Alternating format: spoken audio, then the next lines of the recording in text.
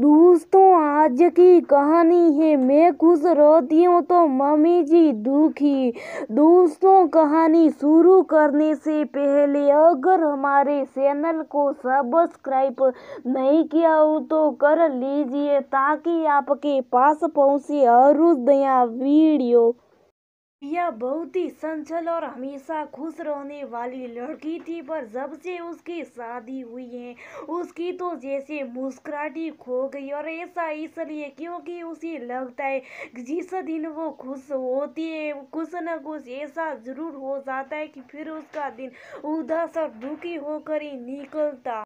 रिया के ससुराल में उसे पति के अलावा सास ससुर है। वैसे तो सभी लोग बहुत अच्छे, पर रिया की सास रिया को हमेशा किसी न किसी बात पर डांटती रहती है। एक दिन रिया किसी जरूरी काम से बाजार गई थी, वहीं उसे उसकी बचपन की सहेली काव्या मिल गई।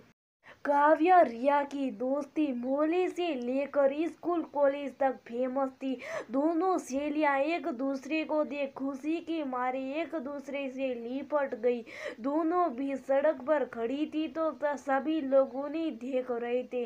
आसपास का माहौल भाप दोनों हाथों में हाथ ले पास के रेस्टोरेंट की तरफ बढ़ गई। अपने कंधे से बैग को उतार टेबल पर रखते हुए रिया ने काव्या से पूछा, तू कब आई यहाँ और आकर मुझे बताया भी नहीं कि तू इसी शहर में है। काव्या ने मुस्कुरा कर बैठते हुए कहा, अरे सांस तो ले ले, सब बता दो। काव्या ने वेटर को 2 कॉफी का ऑर्डर देकर आराम से बैठते हुए कॉफी पीते पीते काव्या ने बताया कि मेरी पति की पोस्टिंग इसी शहर में हुई, तब मैं यहीं रहूंगी। और तू बता, ये तेरे चेहरे पर इतनी उदासी क्यों चाहिए?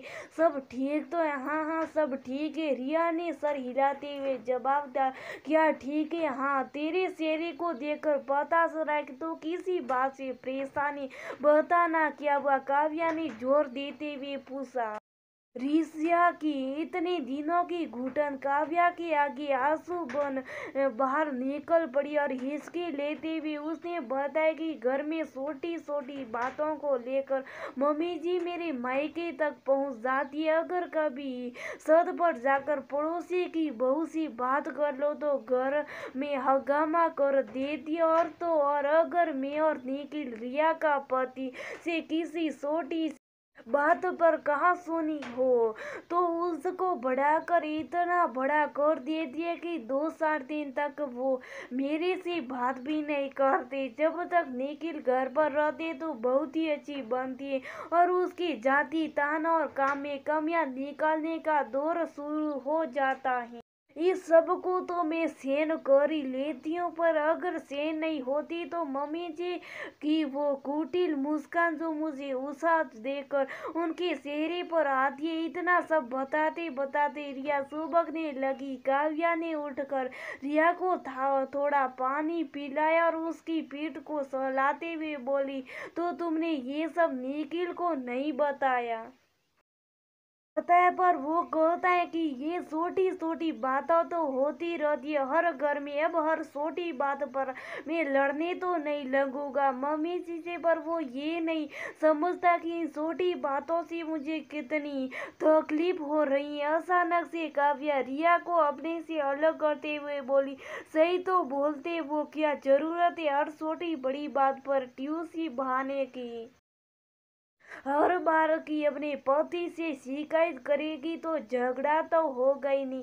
अगर तू खुश रहना चाहती है तो इग्नोर करना इन छोटी छोटी बातों को। काव्या की इस तरह से बोलने पर रिया ने उसे सवालिया नजरों से देखा।